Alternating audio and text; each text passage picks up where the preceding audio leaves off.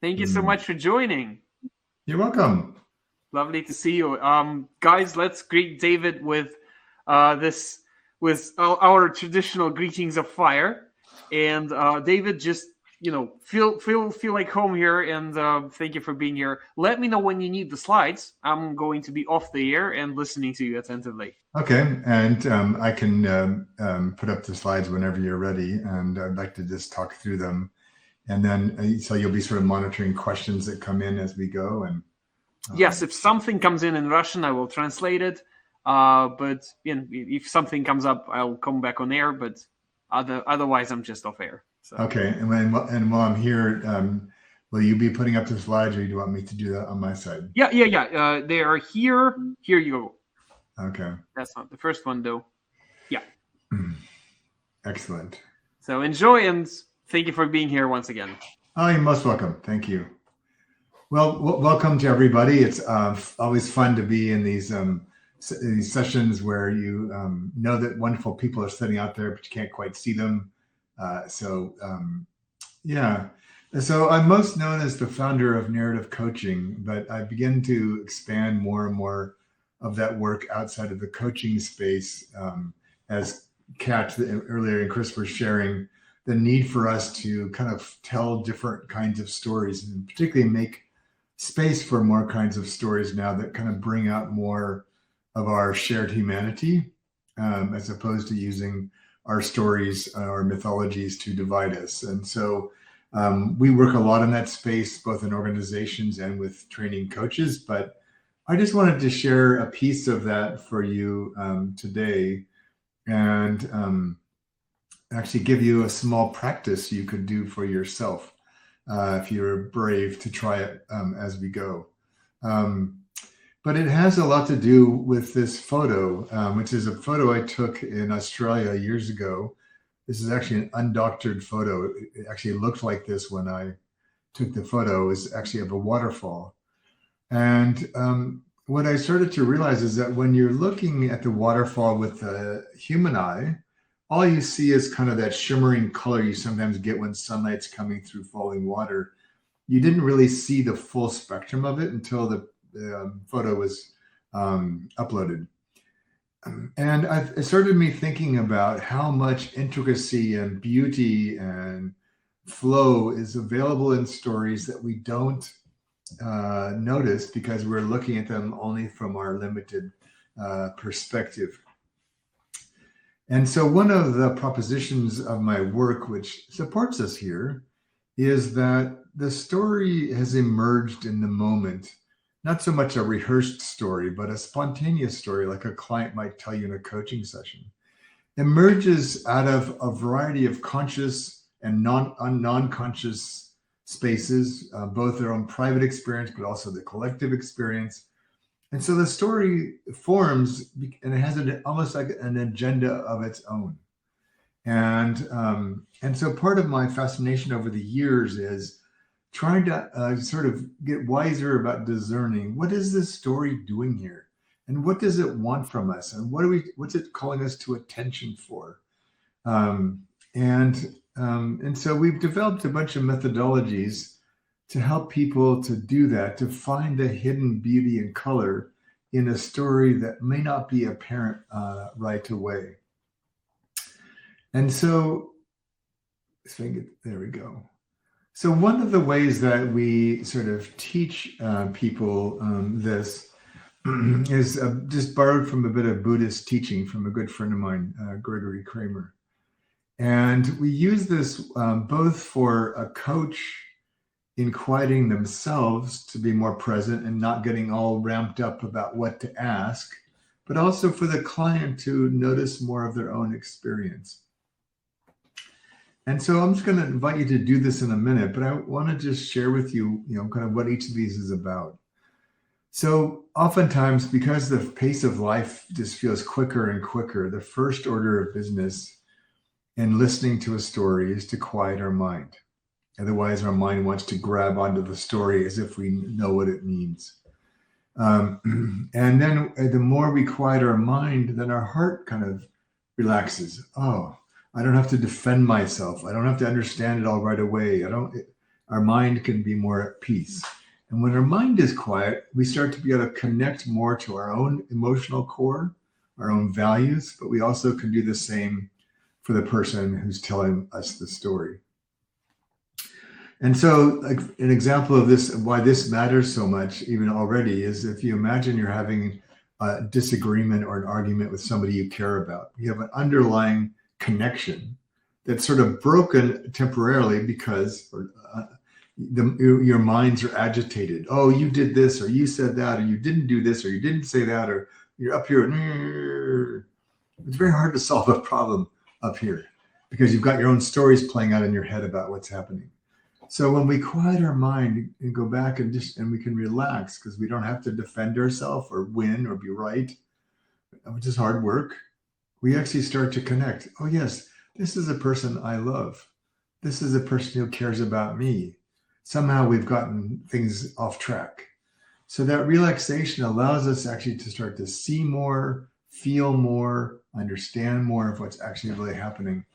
And when we can do that, our body relaxes, our breathing relaxes, and we're more able to access more of our own inner wisdom. And then we can then, from that place, act in a very different way, a much more embodied way, much more about our own deeper truth. Because sometimes the stories that we hear challenge us. We don't like them, or we disagree with them, or we don't know what to do with them. And so we just find this really helpful in terms of helping ourselves be present to the stories that are being told. So I'm going to just invite you just for a minute as you're listening in, just to try this a bit for yourself. And so if you can, just for a couple of minutes, just invite you to just close your eyes. We can't see you, so it's all good. And just relax a bit. And if you're sitting in a chair or standing, whatever you're doing, out for a walk, is just to bring into your mind's eye something that might be a bit agitating or concerning, something that's getting some of your emotional attention today. Just kind of bring that into your mind's eye.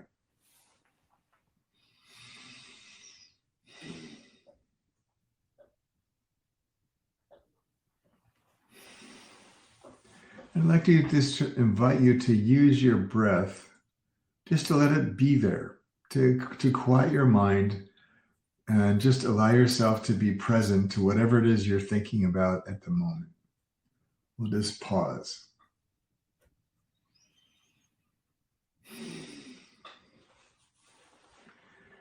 And as you pause around this thing that you knew to be true in your mind or certain about in your mind, you might notice that your body starts to relax.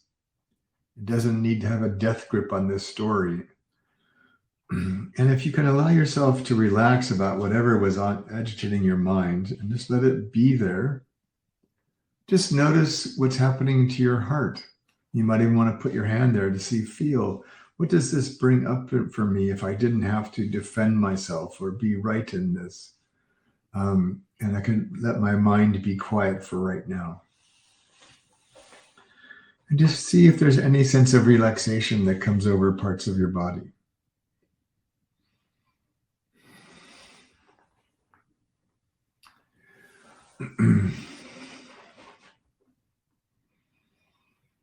And perhaps with a more receptive heart, a more connected heart.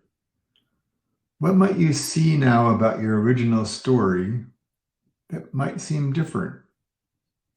What greater wisdom can you now access in yourself?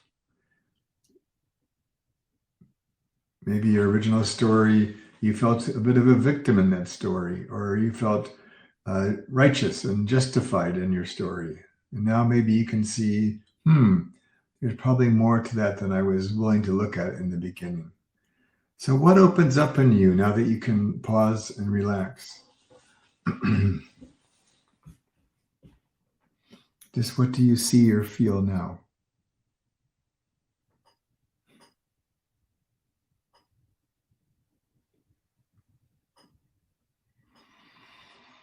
And just keep breathing. And the more you breathe, particularly on your exhales, the more you might be allowed to see.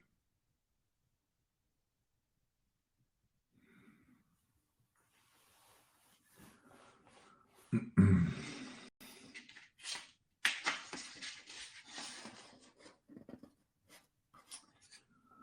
right. So I'm just going to invite you to come back to the room, and would just be curious if anyone would like to share it in our chat box. What you noticed about your experience, and did you arrive at a place that was different than where you started?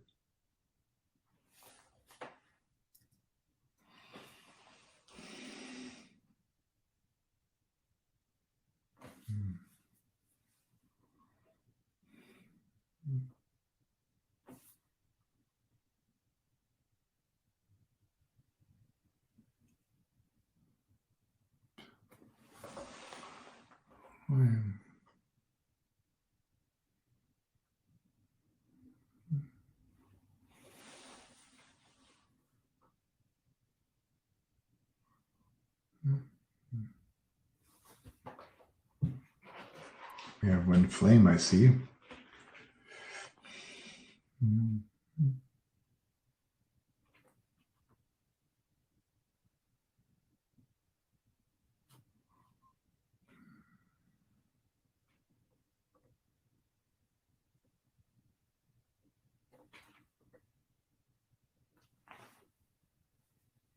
All right. Okay.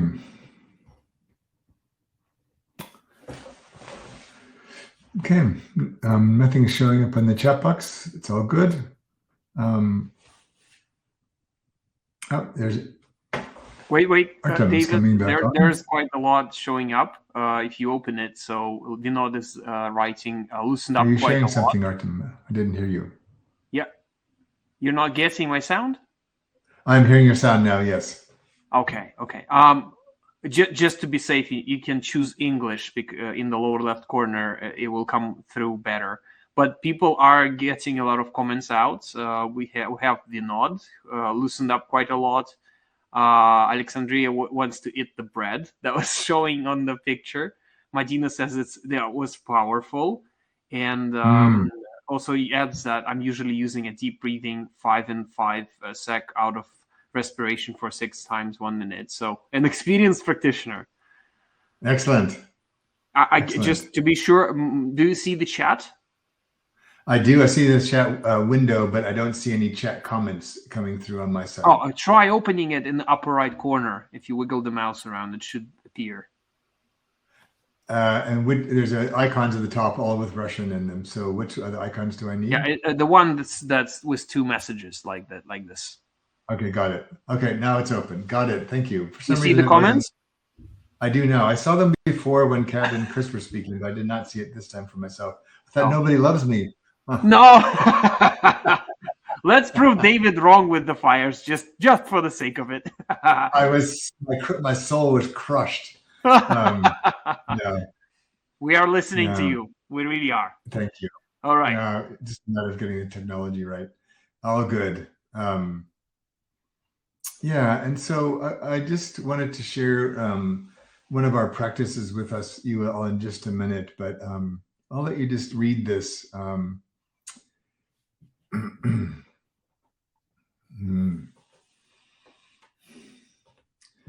So a lot of times in the coaching space or the teaching space where I spend a lot of my time and have for decades, there's often this pressure to kind of get somewhere, make something happen.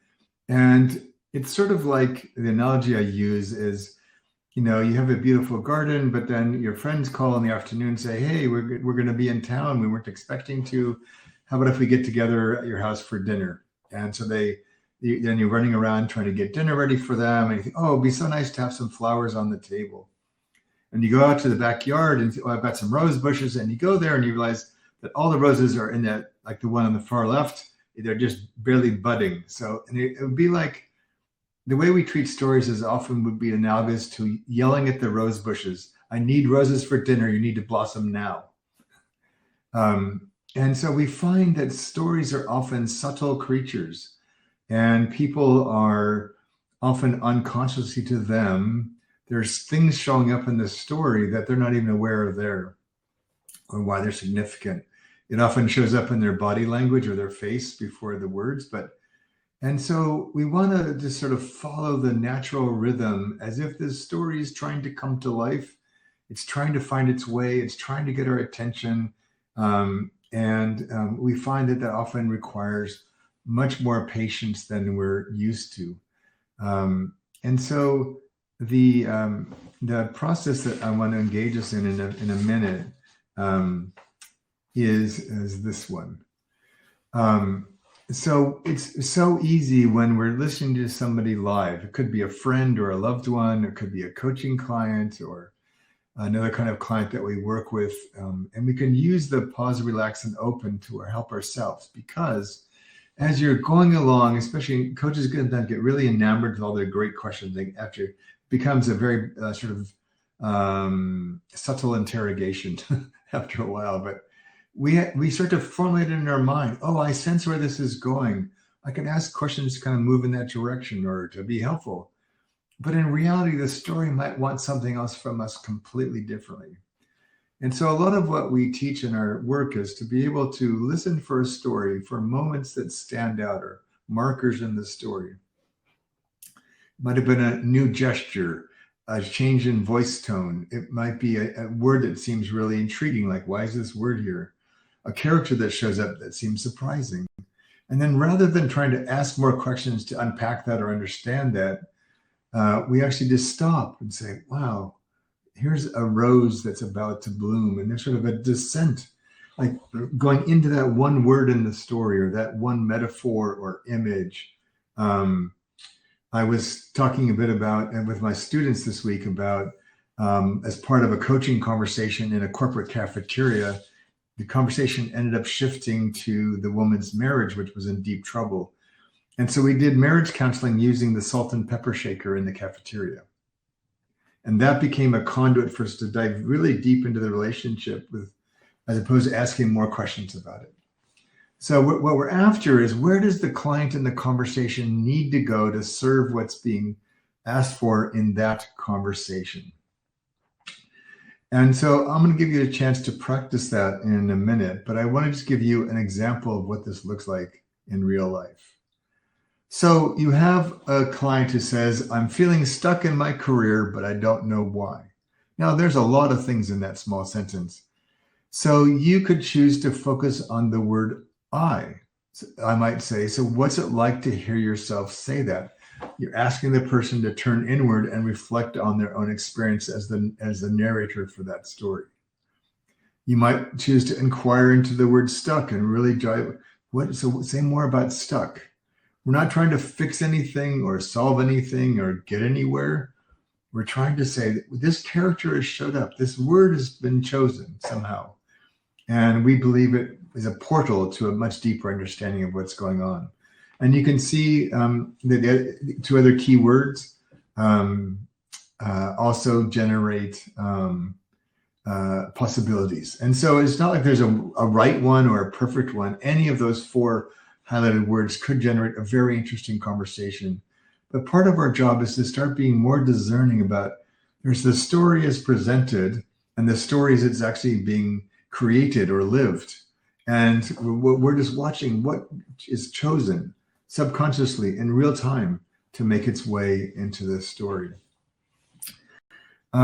So before I sort of let you practice this on your own, I'm just going to ask if there's any questions or thoughts you have about the idea or the process.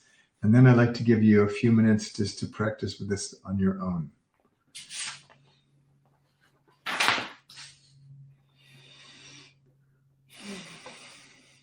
Yeah.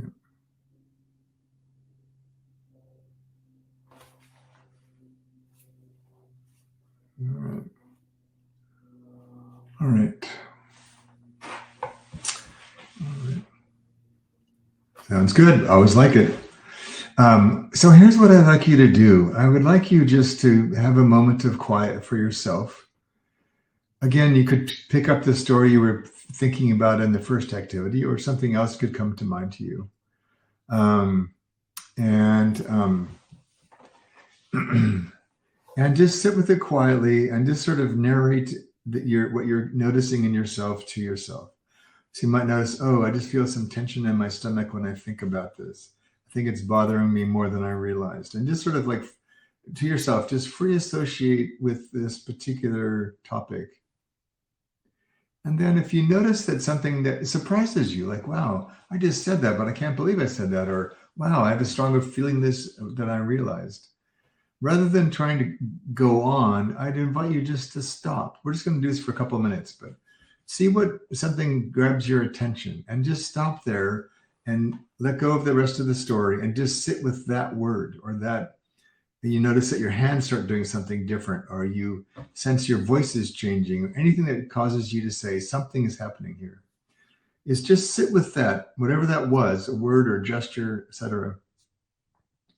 And imagine that it's like a coin that's dropped into a well, and it sort of slowly sinks its way to the bottom. Just see where this takes you, and then we'll call you back and see if you discovered anything interesting as your coin settled to the bottom. All right. So I'll just keep a timer we'll just do this for 3 minutes. Just a quick little practice as a way to just be with your own story.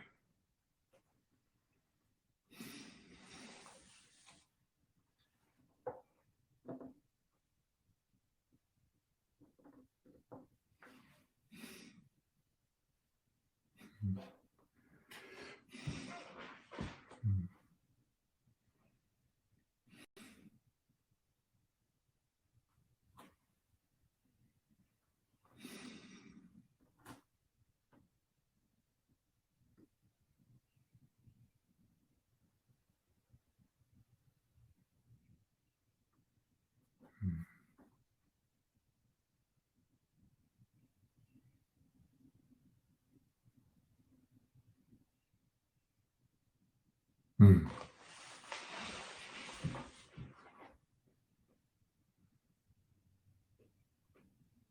Hmm. Hmm.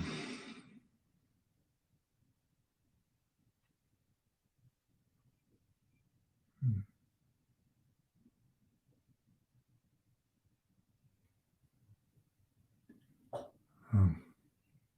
Hmm. Thanks, Artem. I'll give you 1 more minute just to see where your mind and heart take you.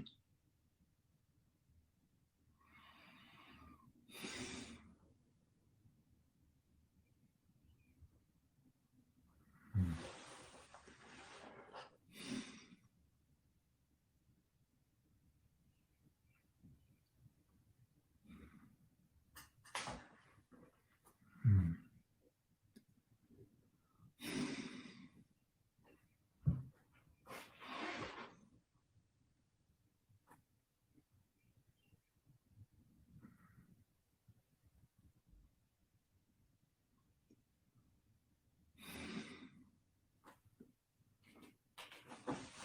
All right, as we get ready to come back, if you're inclined, it'd be lovely to hear what emerged for you, to be able to drop that into the chat box as a way to kind of bring our story journeys into the room.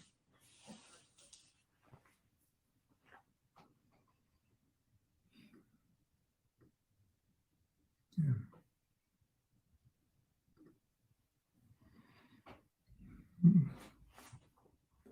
I'm curious where you went and what you discovered.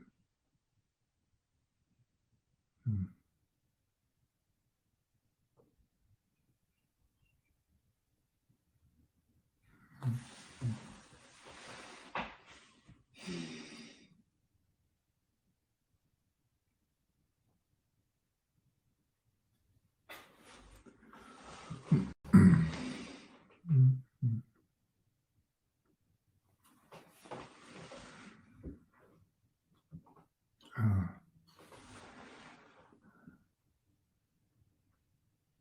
Hmm. It's wonderful.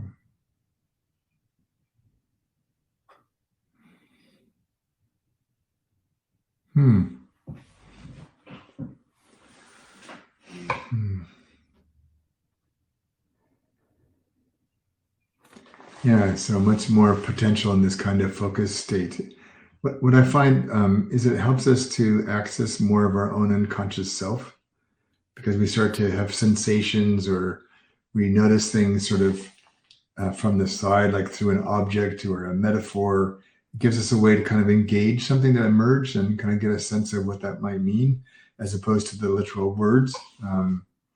Yeah, and it just starts to make more of the whole narrative experience and available to people. The more they can notice about their stories and themselves as storytellers, the better off they are in terms of being able to make the most of that story. Hmm. Hmm. Right.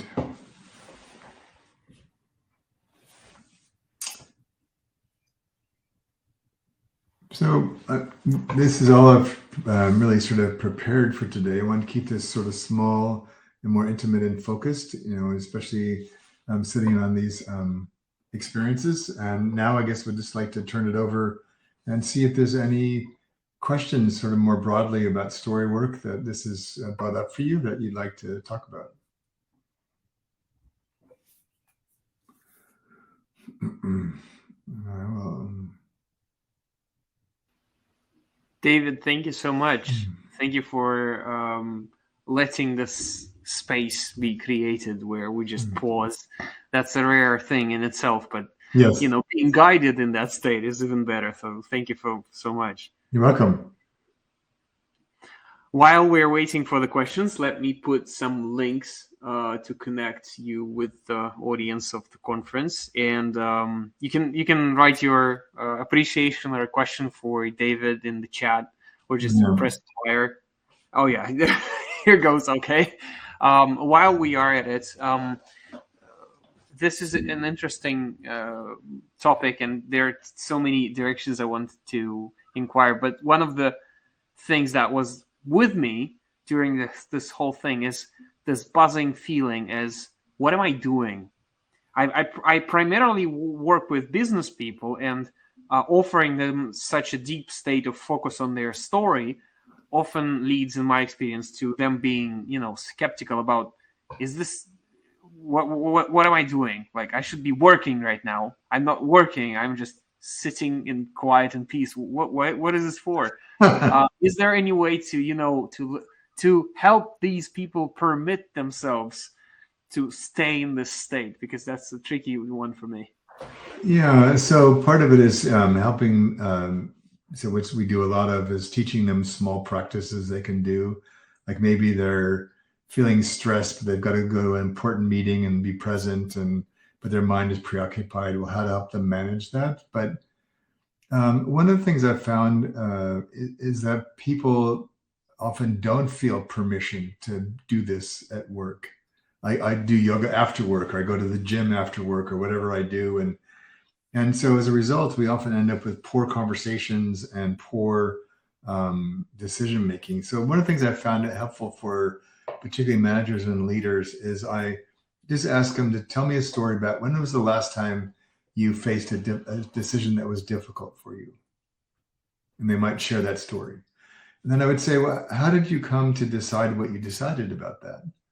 Oh, I don't know. I only had like 10 minutes and they kind of rushed around. And so we might say, I might invite them. Let's take that story again and let's give you 5 minutes and I'll just guide you through a little bit of reflection on that. And I've got a bunch of different ways to do that. So you can just reflect on your own decision making. And inevitably what comes up is, oh crap, I didn't even think about that at all the first time. I was focused on the outcome or getting something done, or I was too really busy and couldn't be bothered. Now I see that probably wasn't the best decision. So then you're trying to help them to experience in real time the cost of not being aware of themselves.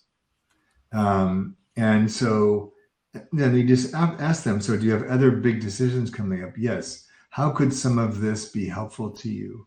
And what can we do that in small doses would allow you to do this?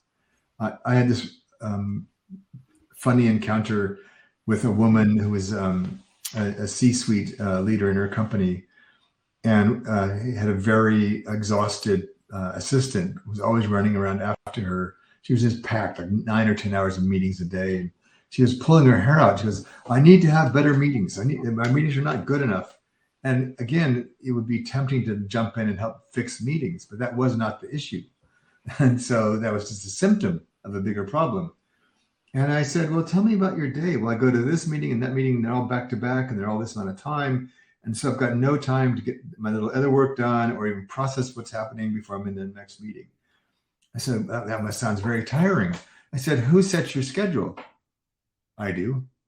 And how long are your meetings? Well, they're an hour. And then I have no gaps. Again, who sets these meetings? Oh, I do.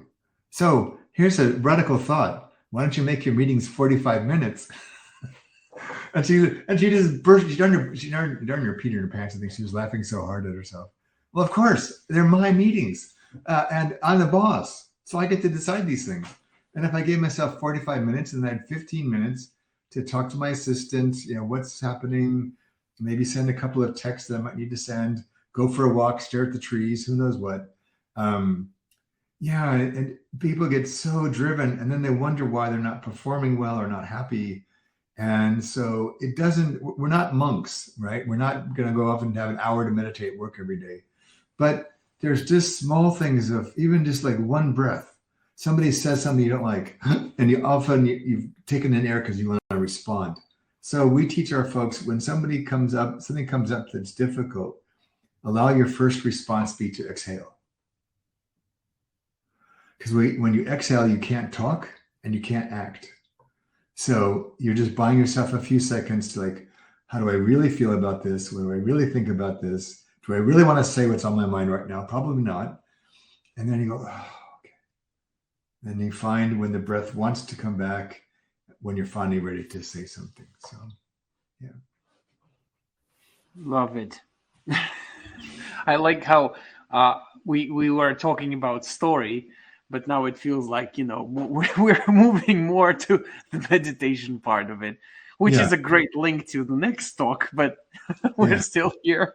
Thank you for sharing this story.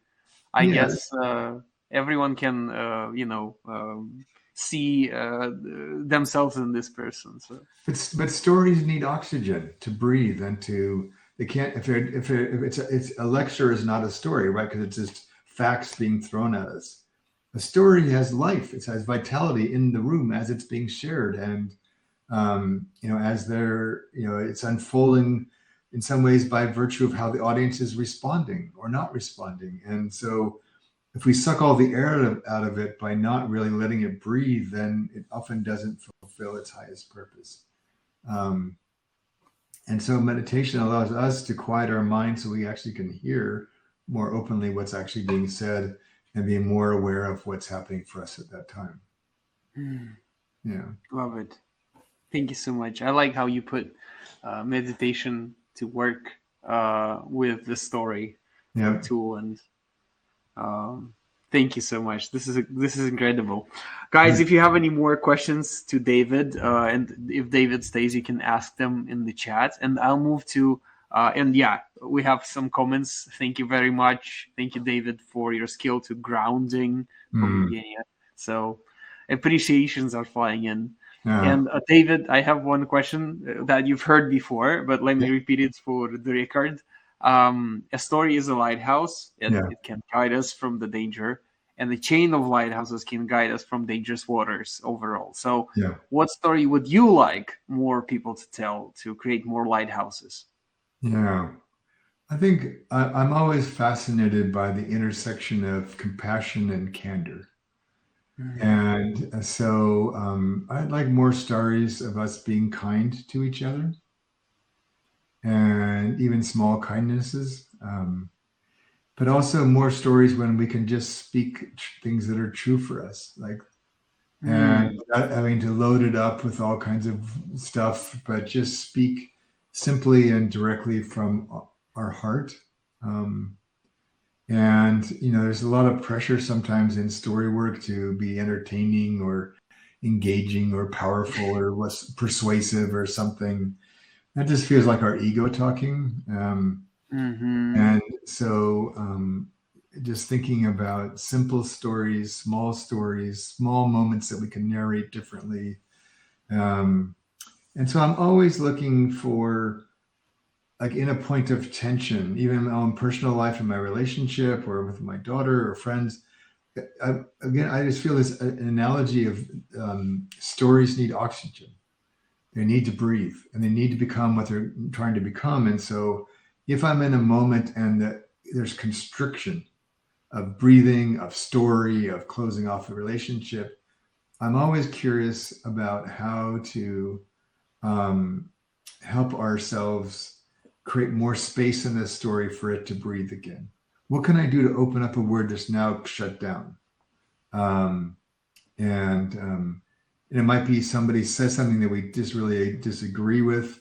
Rather than leaping into our argument about why they're wrong, we might just say, well, that seems really important to you. Can you tell me some more about how you got there? Or why is that so important to you? Or what fear is that about? Or just some way to unpack their story. It's building a bridge from one world to the next so you can connect. And those are the kind of stories that are both candid and compassionate at the same time that I'd like to see more of.